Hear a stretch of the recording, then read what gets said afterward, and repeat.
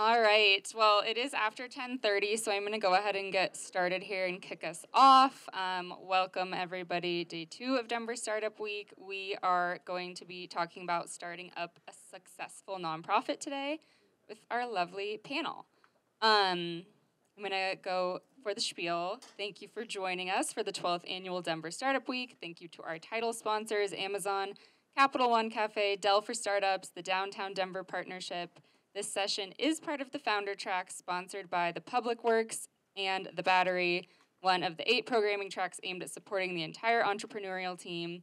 By attending this session, you're agreeing to follow our code of conduct as well as to being photographed and recorded on video. Be sure to share your experience at the session online using hashtag DenStartupWeek. All right, cool.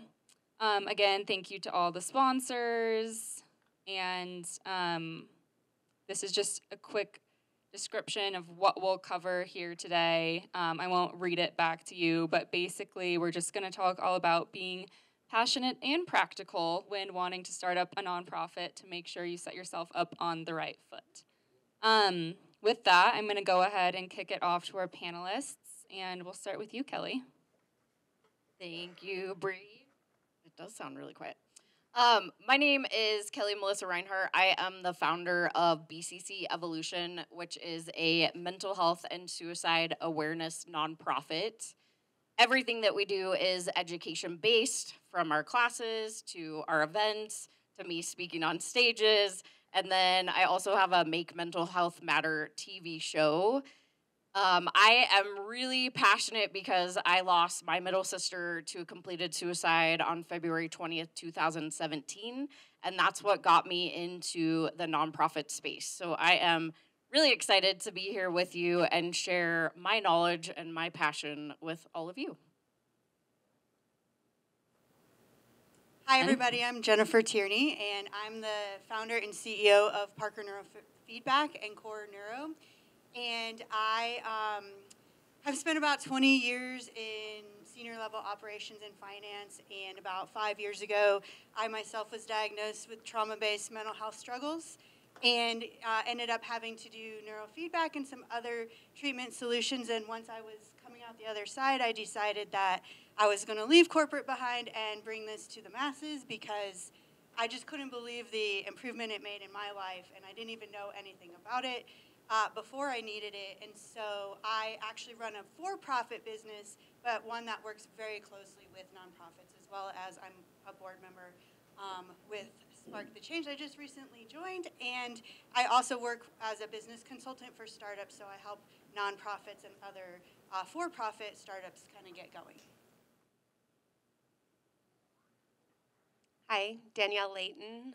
Super excited to see you all here today. I've been coming to Startup Week for about 10 years as a tech founder. I'm a serial entrepreneur and done all sorts of things. So I am here today, though, representing sort of the nonprofit side of what I do. I've been an avid volunteer, well, my entire life, but probably officially since probably 2001 is my best guess, with Spark the Change that was previously known as Metro Volunteers, but I now serve on the board of that, and I'm involved in Social Venture Partners in Denver. I'm a partner there, and we are helping. I'm a volunteer that helps nonprofits kind of get rolling or deal with big issues that they're facing through SVP. So, and then, yeah, I do also consulting with startups and nonprofits, helping to kind of formulate and map out their businesses, how to get them marketed and off the ground. And my favorite thing to do is pitch decks. So always happy to help with those. Yeah. Cool. Thank you. I'm not up here because I made this and I forgot to put myself on the slide, but I'm Bree DeVita. I work for Maverick Public Relations, and we have a lovely opportunity to represent some great founders of nonprofits, startups, things like that. So this is going to be an interactive presentation today. Just some fun little things. Hopefully your phones can capture this QR code up here to vote. But I've got a couple questions on Slido for us just to kick us off and get the conversation going. So You guys can also scan that QR code and you can submit anonymous Q&As that we'll answer at the end also. So I'll go ahead and give you guys a couple minutes to vote on this one. According to the National Center on Charitable Statistics, what percentage of nonprofits fail by 10 years in operation?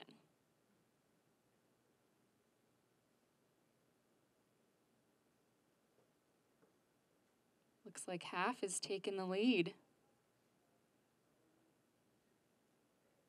So it's actually 30%. The statistic is much higher at 5 years in operation.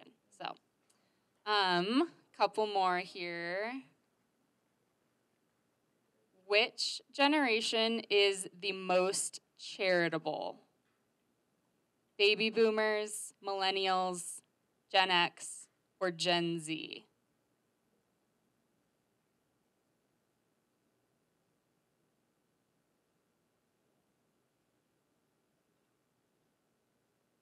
If anybody votes Gen Z, you have to realize that they're only 12 years old. So. I just needed a fourth option to put on the screen.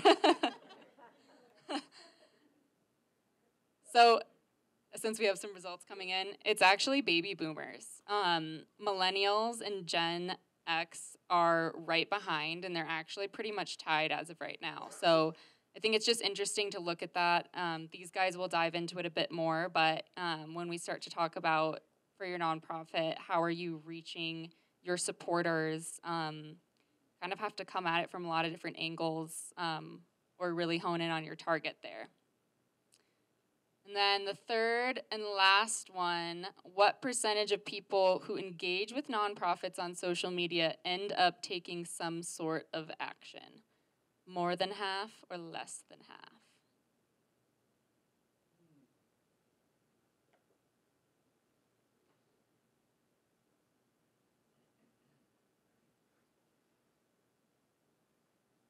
All right, well, I think everyone's getting the idea. It's actually 55% of people. So as much as sometimes we hate to hear it, social media can play a big role in your organization. So,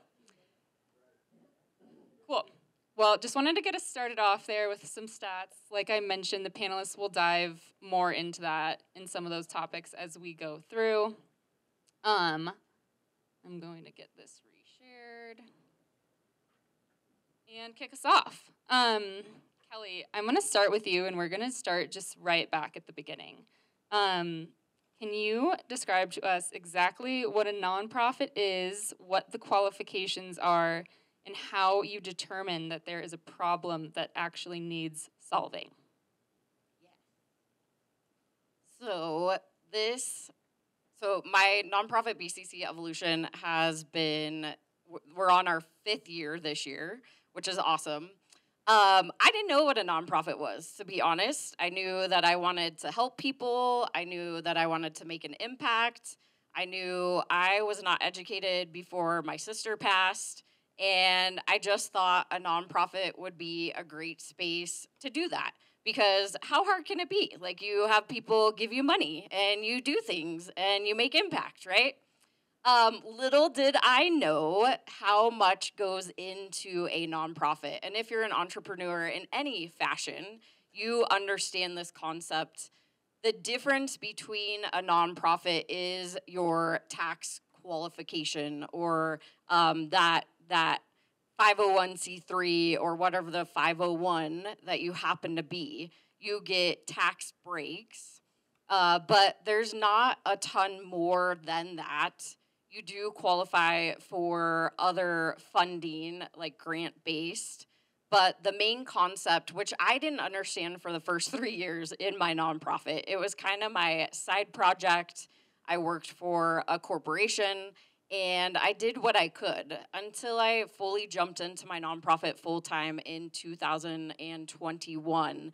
I got a shocking surprise at all the backside of a nonprofit. And I had to have a mindset shift. I had to build this as a business because we have to create this story. People don't want to, and this was really profound to me when I heard this and really eye-opening.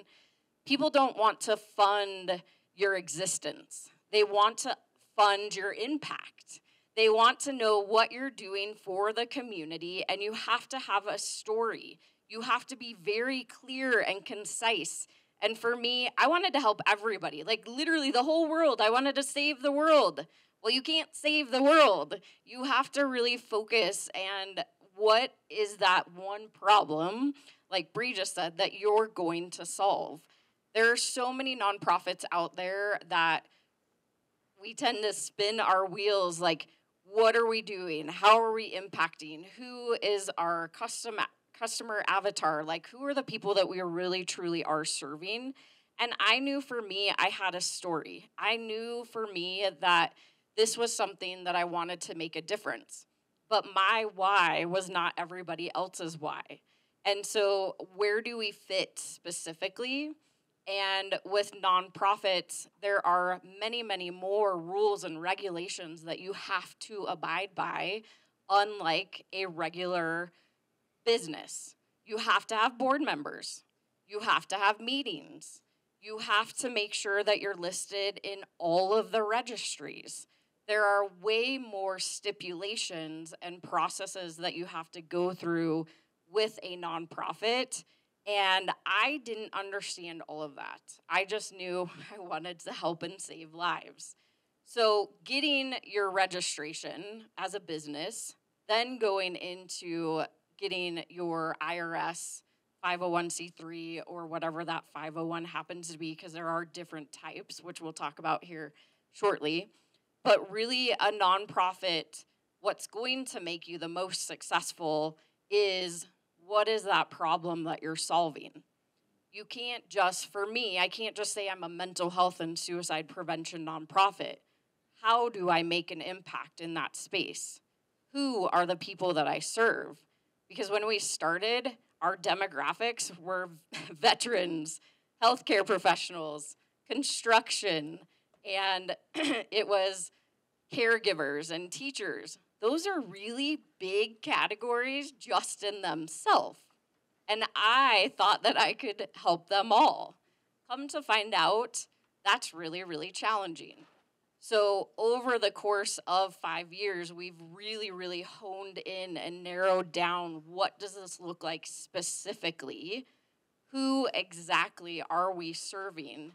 And why are we a nonprofit and not a for-profit? And those are conversations that I have with people on a daily basis, is why do you want to start a nonprofit? What is the true reason, and what is that problem that you're actually solving? Because if you're trying to do the same thing as somebody else is doing, why not link arms with them? Why not find another nonprofit to help? Because understanding the backside of a nonprofit, there's so much more that goes into it, and wanting to get your student loans written off is not a reason. Wanting to save the world is not a reason. Wanting to make an impact in this life, that could be a reason, but who are the people that you're impacting? So really, truly narrowing down that focus is really, really important.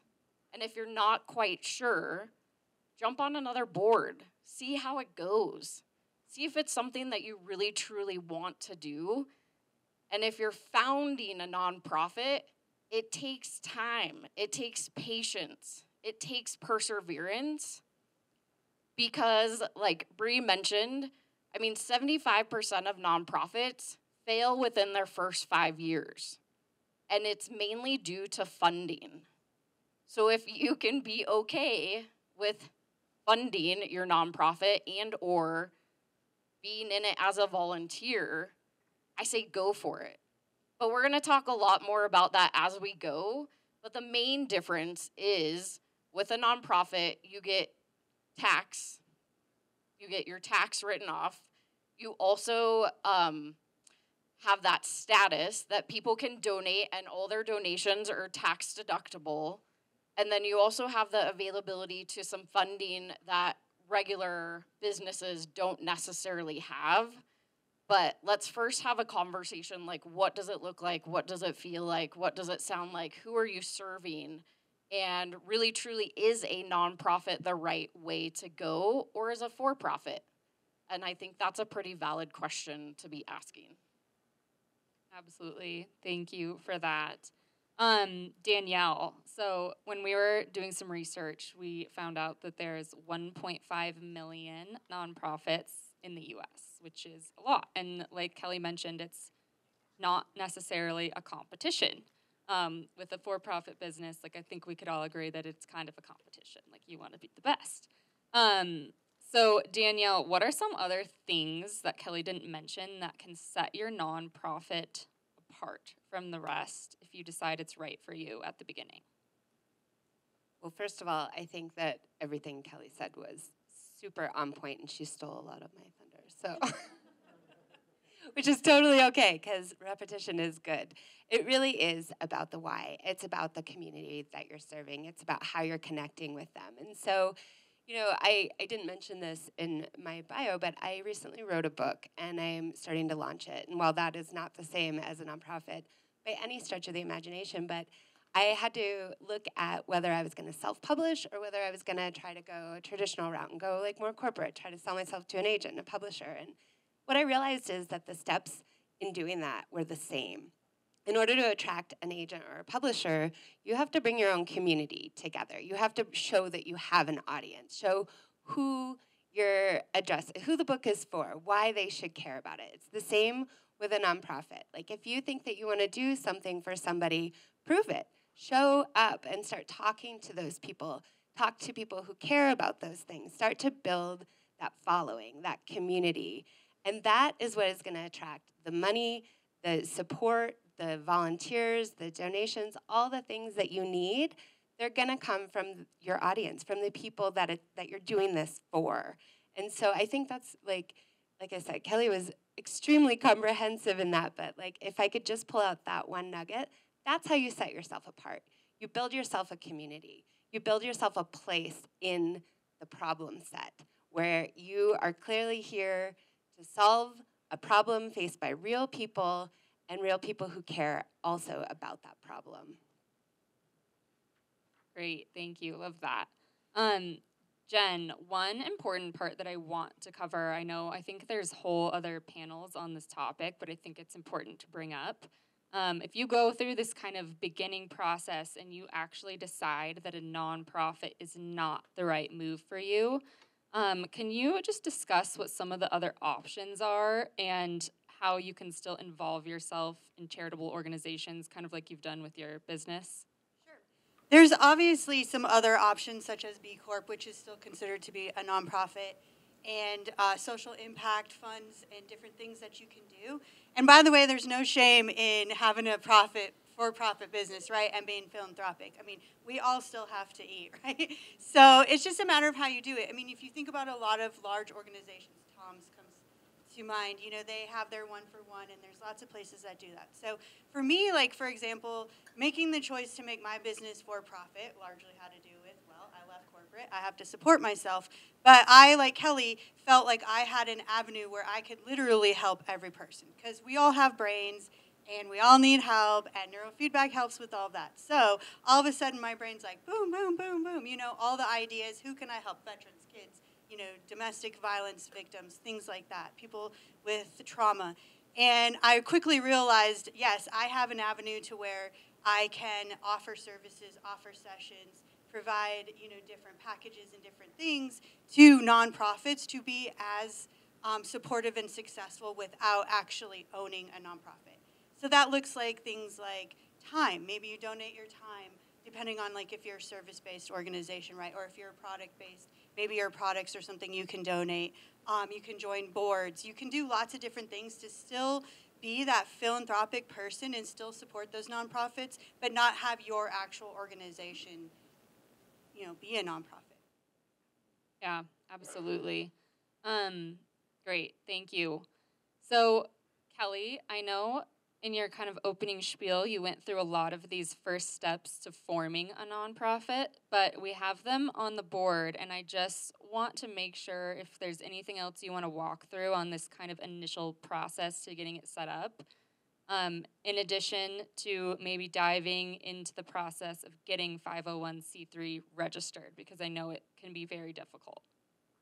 Yeah, so I kind of touched on these, but your first step is, again, have that conversation. Like, who are you serving? What is your solution to the problem? Is a nonprofit right or is a for-profit right?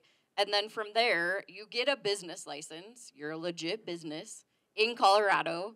And then from there, once you have that business license, then you go and file the paperwork with the IRS for your 501c3. Then you wait about 4 to 6 months, depending if you do it right the first time. And then you get back this letter in the mail that says, congratulations, you've been approved. So that process can take some time. The whole process, when I started it, I actually had a lawyer that helped me set up my business license. Didn't know how easy it was, just FYI. Paid a lot of money for that lawyer to do it for me. It is actually pretty easy, especially in Colorado, and it's like $10. But you can go get your, or $50, the initial. But you can go get your business license, and then the 501c3 paperwork, that's a little bit challenging because at that point you have to have 3 board members.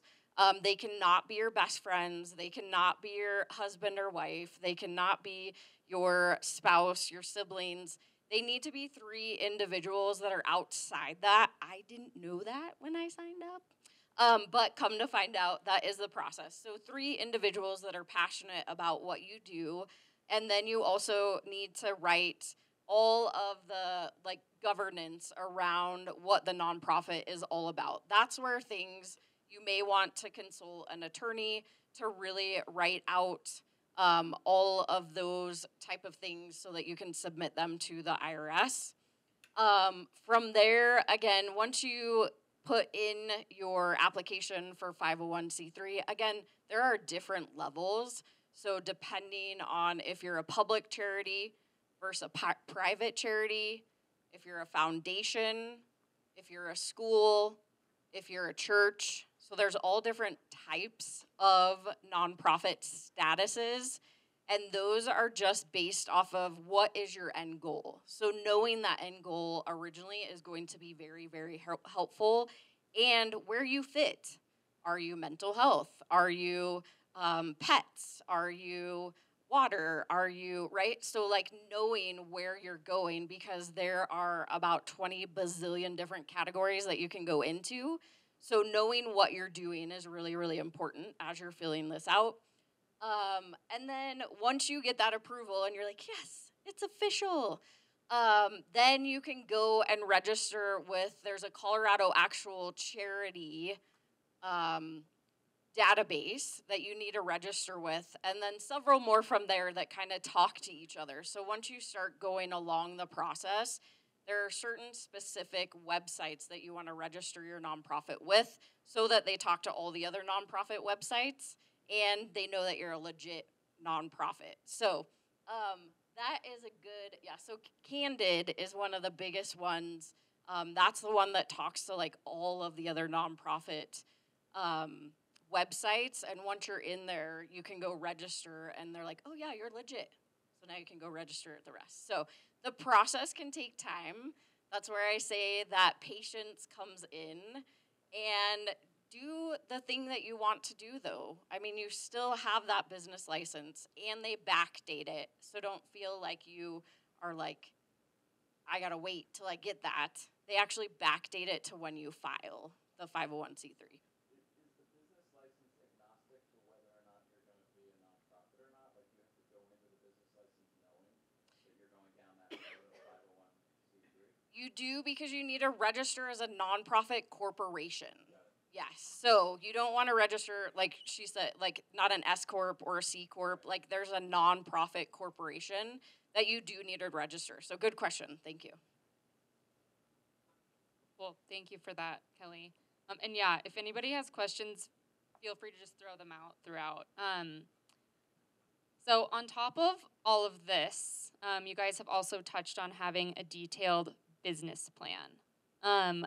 This is for you, Jen and Danielle. I'll let you guys split this question.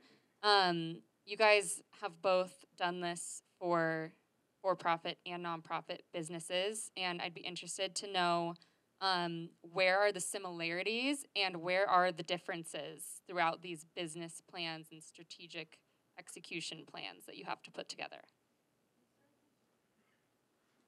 So this is where my wheelhouse is the strategic planning, the mapping out of a business, going this whole process of going from 0 to 1. Like nothing exists, you want something to exist, it's going to come purely out of your brain and get into something that makes sense to somebody else. I feel like that's always the biggest challenge with starting a new company.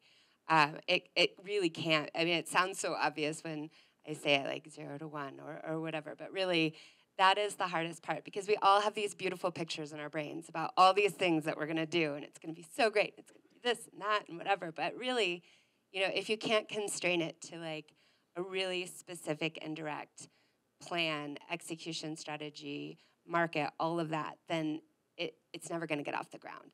And so my number one tried and true, I use this for everything I ever do, is a business model canvas.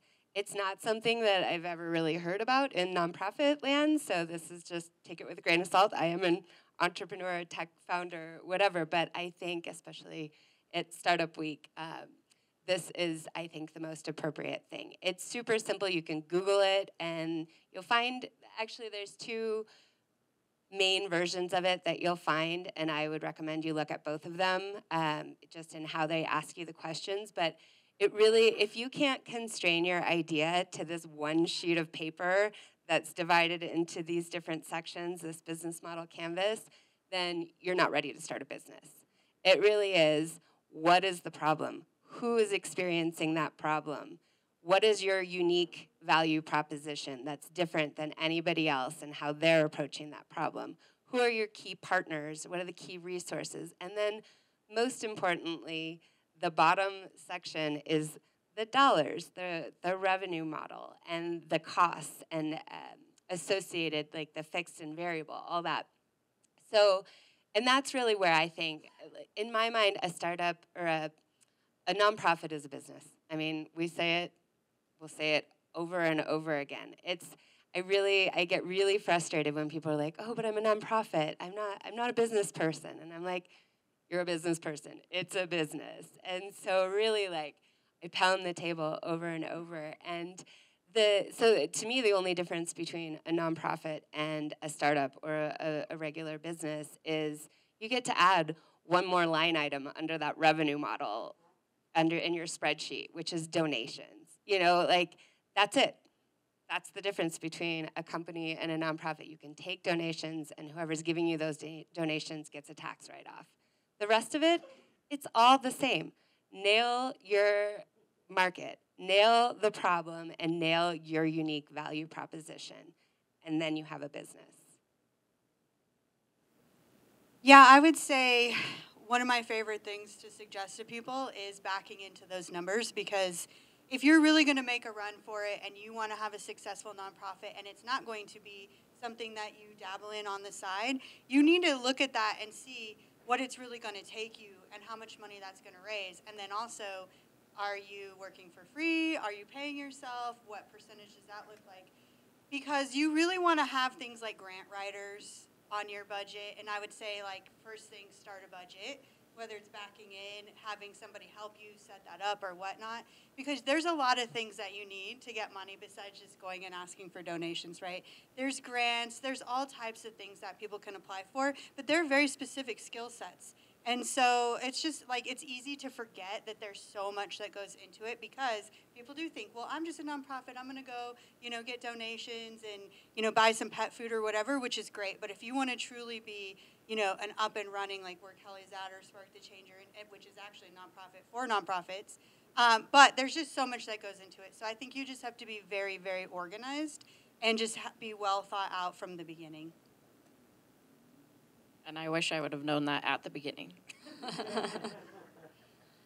And with that too, does one of you, whoever's best to answer this question, want to talk a bit about who's on your payroll, what are you paying yourself, and just dive into that a little bit deeper. And then also the possibility of self-funding as well. Maybe Kelly? So I can talk, of course, in the nonprofit space. I did say a little bit earlier, I worked at a corporate company for the first 3 years that I ran my nonprofit. It was my little side project. I self-funded that whole entire time. I never took money. We didn't really have money to take necessarily. We just had enough to really go out and like we did homeless care packages. We partnered with Children's Hospital, the VA. So we had these like small pockets that we were impacting, but that all the donations that were coming in was just funding all of that. When I jumped in full time, we wrote a budget finally at that point, so 3 years in. And it looked really amazing, this projected budget. And we're like, $257,000 this year. That didn't happen. But the thing that did happen was that mindset shift. The mindset of, I'm not just a nonprofit. Like, this is a business. I have to model this with revenue in mind. We're still now only funded through classes, donations, fundraisers, and our events. We've never gotten a grant up to date. Not that we haven't tried, we have just been denied for all of the ones that we have tried for. So up to this point, that's where I built the classes. I increased what we're doing at events.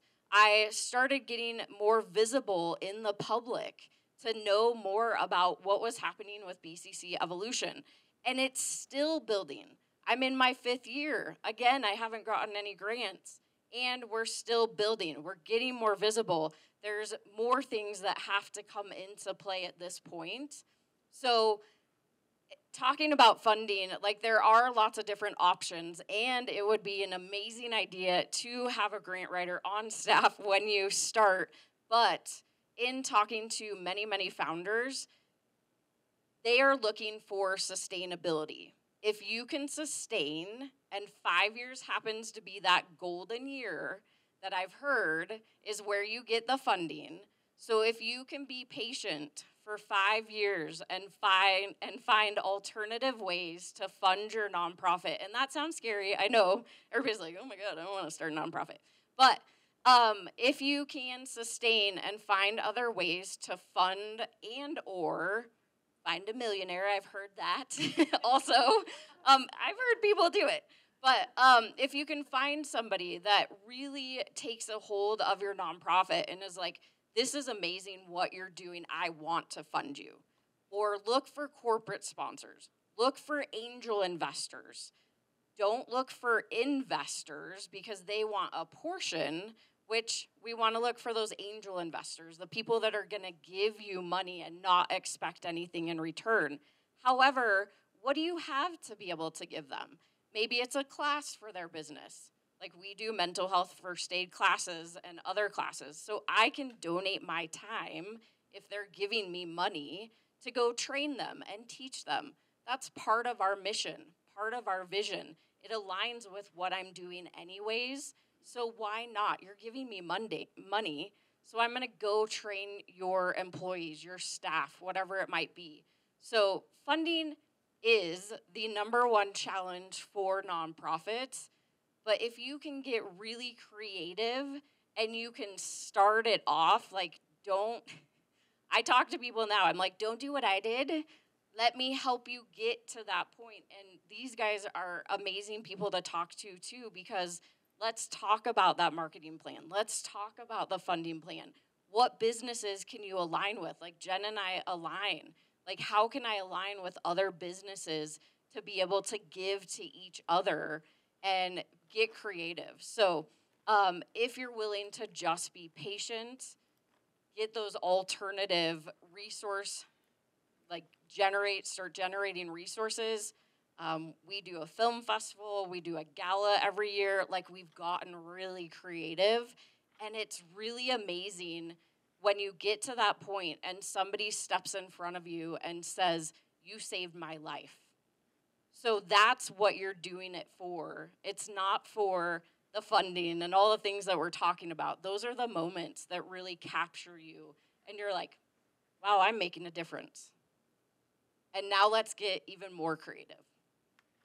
You said something that I wanted to kind of point out. When you said, I made myself visible, that is such a big factor, not only just as a startup in general or owning a business, but in the nonprofit world, because you can't just throw up like, hey, I'm going to run a campaign and put it on Facebook and, hey, everybody donate $5 or $20. One, they have to know you. You have to have the reach.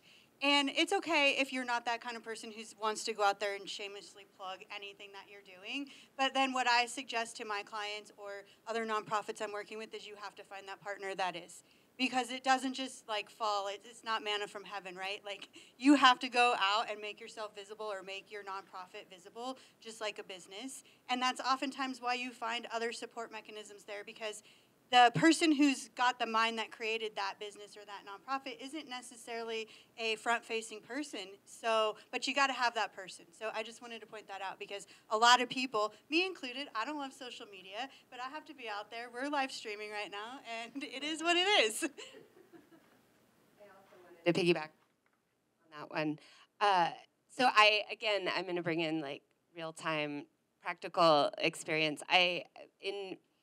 In writing a book, I finally had to actually like make it about me and step into that, which I wasn't really comfortable doing before. I think a lot of us are, especially women. Like, it's hard to talk about yourself and be like, I'm the authority, I'm the person, whatever. But I found a book that I am going to recommend. It's called From Individual to Empire, and it's on personal branding. And it may not be 100% relevant to you, but I can guarantee that there are things in there that you really need to take into consideration. And really, like, I'll summarize it for you, like, to create, like, a brand, which is what you need. Like, your nonprofit is a brand. It's something that is meant to speak to people, attract their attention, attract their dollars, their time. And so when you think about that, you have to really understand who you are. It gets back to the why. It's a way for you to show your why to the world. And that's what people are going to get on board with. They're going to get excited about it with you. And it does have to start with you, even as painful as that is. You have to like put yourself in that position. But you can also do it from like your alter ego of your nonprofit. That kind of makes it easier. If you're like, okay, if I were this nonprofit, what would be my core values? What are the like 4 things that make me, no matter what I'm doing, or make this vision or this mission what it is, no matter what we're doing, whether we're signing up for speaking engagements, whether we're offering a course, whatever your product is, the value that you are, who you are, and what your vision is should align with all of the activities that you're doing, all of the things that you're selling, everything. It all comes back to this overarching, like, this is who I am. And if you want on board, come and talk to me. That's going to get you the dollars, that's going to get you the products, and that's ultimately going to be the success of your organization. Absolutely. We only have a couple minutes left before we jump into a Q&A, and one thing I want to make sure we touch pretty in-depth on is the building of the board. You guys have a unique experience as a group because, Kelly, you've built a board. Danielle and Jen, you are board members. So I'd like to hear from both sides about, Kelly, the process of building a board. Who do you pick? Who are you going after? And then Jen and Danielle, from the other side, if you're looking to join a board, how do you know which nonprofit is right for you, and how do you get in contact to try to put yourself on that board? So this has been, I touched on it briefly, was you do have to have 3 people to start a nonprofit. And those 3 people should not be your family members or anybody like really, really close to you. It's written in the like 100-page document if you want to read over it sometime.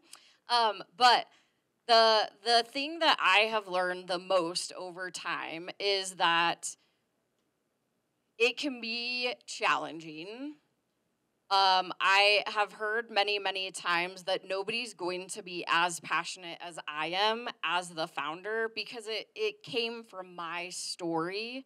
But I know that my story is so similar to so many other people's out there. So, how do I shift it into your story? How do you see my story in your story? And then finding board members that align with that.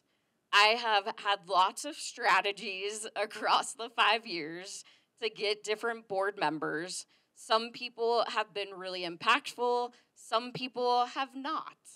So it's really finding the people that align fully with where you're at, what you're moving towards, and accountability.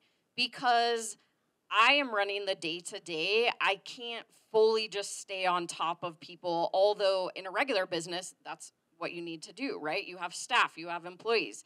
But board members are all volunteer. That's written into our bylaws. You can change your bylaws if you choose, but we don't have the funding to pay our board members. So all of them are volunteers. So my understanding is that I do this full time. They all have jobs outside of what they do. So oftentimes I get into this place that I'm like, well, I don't want to ask them to do something because I work full time. But the whole thing is that there's a reason they jumped on the board. They want to help make impact. And it's hard sometimes to delegate. And that's what I've found. So again, I've used a lot of strategies. The latest one was finding board members that wanted to start a nonprofit. That didn't necessarily work. I also have had friends that have jumped on. Sometimes that worked, sometimes it didn't. I also did have a board at one point that kept telling me, we're not there yet, we're not there yet. Let's have the conversation instead of saying we're not there yet. How do we get there? So how do we ask better questions of the board? How do we ask better questions of the founder? And how do we really get people aligned? And I think it's like finding that story, finding the why. What is the reason that you came to want to be on my board specifically? And really have a robust conversation. Because in the past, it's like, oh, hey, you should come jump on my board. I don't know, I need people. Why not? And then now I've gotten a lot better with who really is going to be on the board. What is the application process? What is the onboarding? What does the contract look like? I mean, these are things we're just now doing 5 years in. So I'm not going to say that I'm perfect at it by any means. But if you're going to start up a nonprofit, these are things I recommend is a contract for your board members. What does that look like? Get a board strategist to help you if you have no idea. There are lots of them out there. Also, what does it look like as far as being, what is the give and take, right? What do they expect of you? What do you expect of them? And then really get really clear and concise and make sure that you're following up and including them. Because I've also had board meetings that it's been verbal vomit, and I'm like, oh, that was not good at all. So how do you take yourself out of that equation as the founder, CEO, executive, director, president? How do you take that and get them involved? And I think that's the best strategy with board members is really get them passionate about what you're doing. How is their impact making impact on who you serve? And then, I have a board member right now, which she's just incredible. I'm used to doing everything, and she's heading up our gala for next year, and it's already done. And I'm like, you don't need my help? Okay, I'll just show up. Can I just show up? That feels amazing as a founder. So those are the people that you want on the board. You want the people that are dedicated, the people that are passionate. And that application, if you don't have one, create one. What are the things you want to learn about them? What is their story?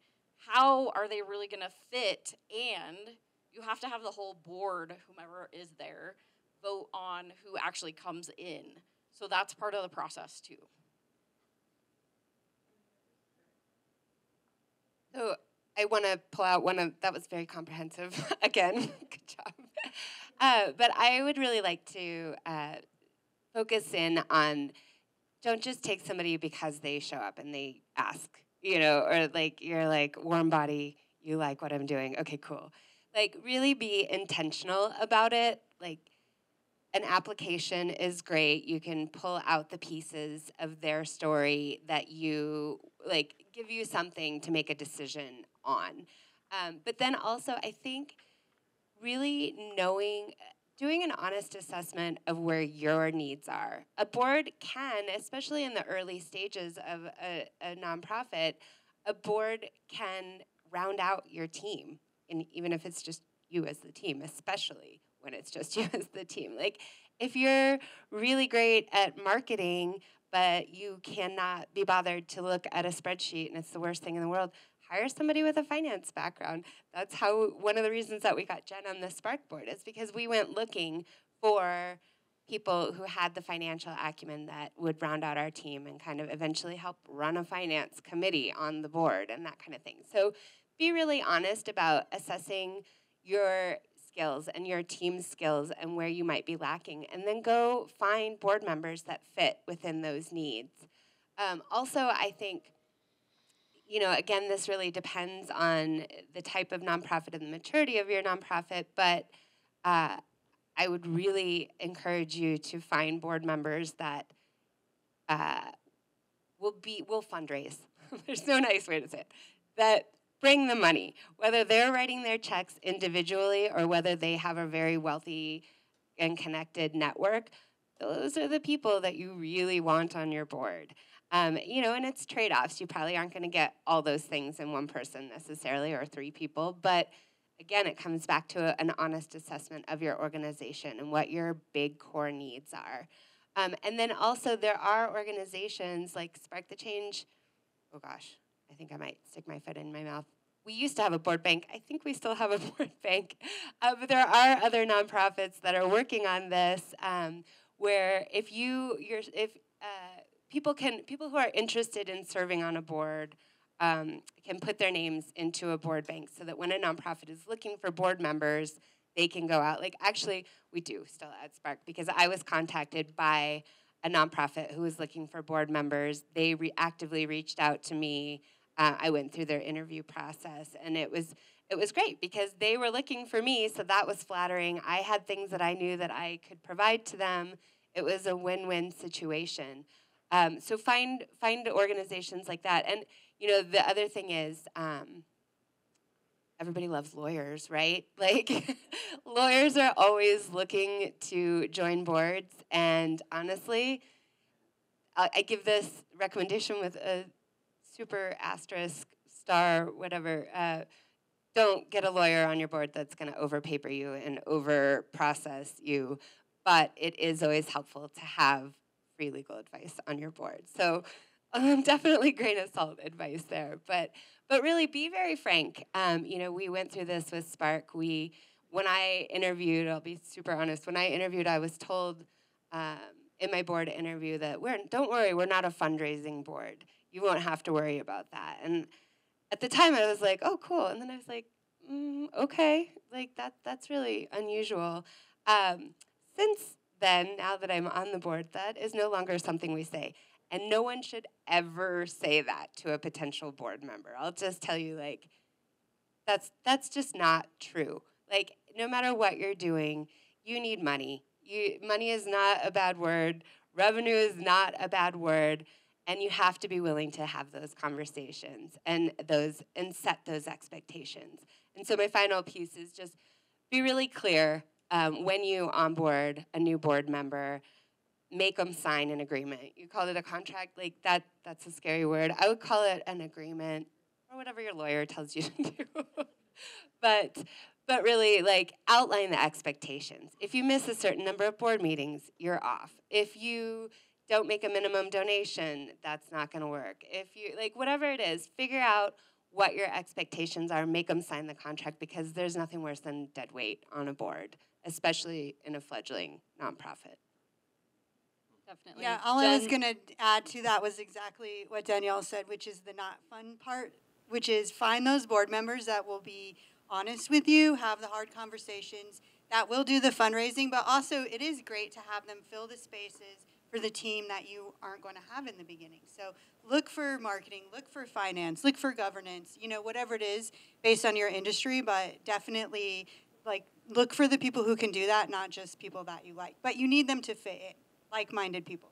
One caveat, it's sometimes intimidating when you ask for a personal donation, and especially like in an equity-minded space, you really don't want to exclude somebody whose heart is completely in the right place. But a really good stand-in for that is you can make it clear that the board member is expected to bring in X amount of dollars. And so they don't necessarily personally have to write that check, but they need to provide you the intros or the connections or do a fundraiser on their Facebook or whatever that looks like.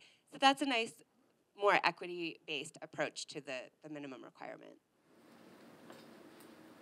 What's the typical length of term for board members? I think at Spark ours is 3-year term. Honestly, I would probably, when you're starting out, I would probably gear towards the more of a 1-year commitment because you're learning and you're going to make mistakes and you don't want to be stuck with a bad fit. But I think 3 years is pretty typical. Yeah, ours is now 3. It was 2, and now we're gonna actually do like a 90-day time frame to see if they fit. Just because we've had, when you jump on, like the hardest thing is when people jump on and then jump off. Like that's really, really hard, and people do that all the time. So we're writing in a new 60 or 90-day, time frame to, trial. Thank you. Good word. Good choice. We are just at about time now, and I do have one question that was submitted that I want to make sure gets answered, and then maybe time for one more. By what percentage would you say that grant opportunities open by as a nonprofit?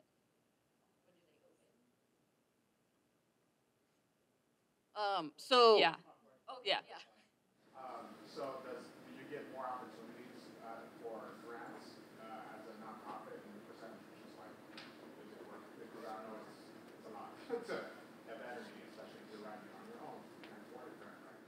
Yeah, so there's cycles. There's a grant cycle. Most grants open towards the end of the year. You do have those like mid-year ones that are like May, June-ish.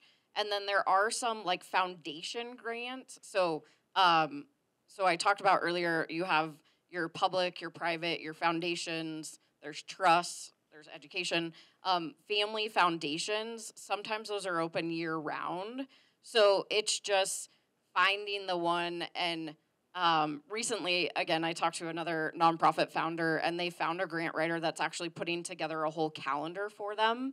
So grants that they're eligible for, and she'll actually list like when they open, when they close, those things. So that's really important within the research process. But there is a lot out there, but you have to find where you fit specifically, and then clearly know when they open, when they close, because that has been one of our biggest challenge is that we're missing the deadlines, and it's super frustrating, especially when you try to delegate, and it doesn't happen. So that can be really, really frustrating. So just make sure that you're involved too and understanding, and then find somebody. Like we were talking about earlier, you don't have to do everything on your own, but sometimes you end up doing that. So find somebody that can help. I had a whole volunteer grant team last year.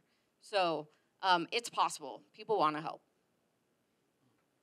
If you're working on a service, educational workshops, and you don't really have the proof of concept yet, so you're working out the details, should you start the nonprofit process in that stage, and then by the time it actually all gets approved, you're up and running?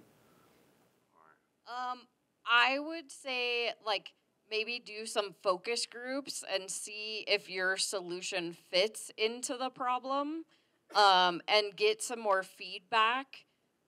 You could start the process, of course, since it takes quite some time, but also keep in mind, like once you register for the business, because you're registering as a nonprofit corporation, that's your intent. You've already set your intention. So I would do, like, if you can do focus groups to perfect it a little bit.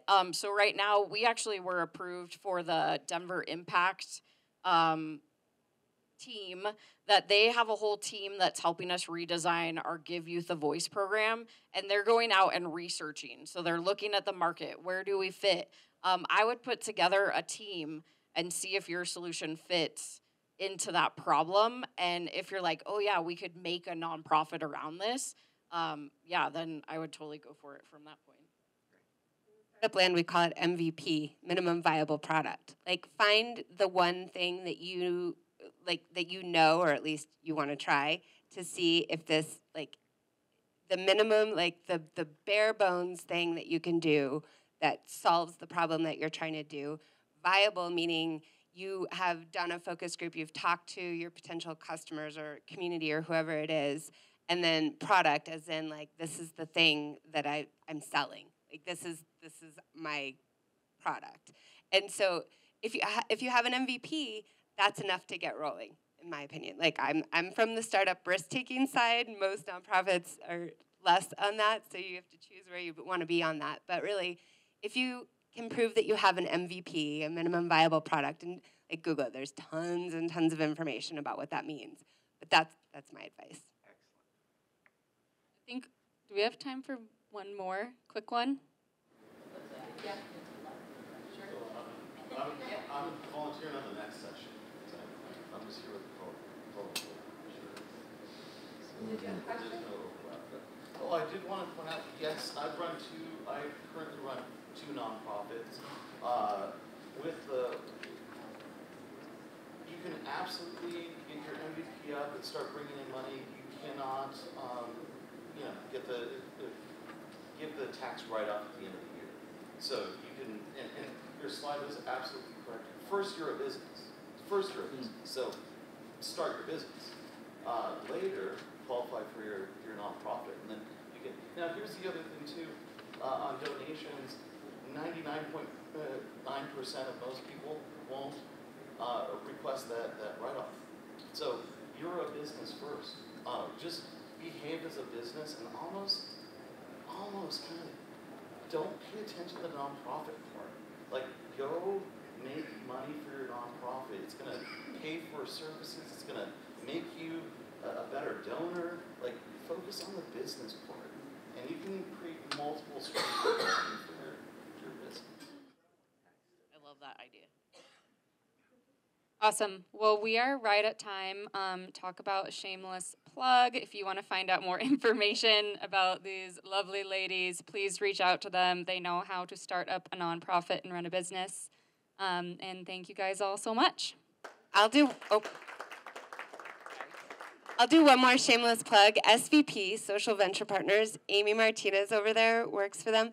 They are here to support nonprofits, and they don't charge you anything. You can call them up, tell them all your problems, the things that you're facing in your journey towards a nonprofit, and they will take the time to talk to you, get to know you, connect you with people like me, who also will work for you for free through that referral. Like, use SVP.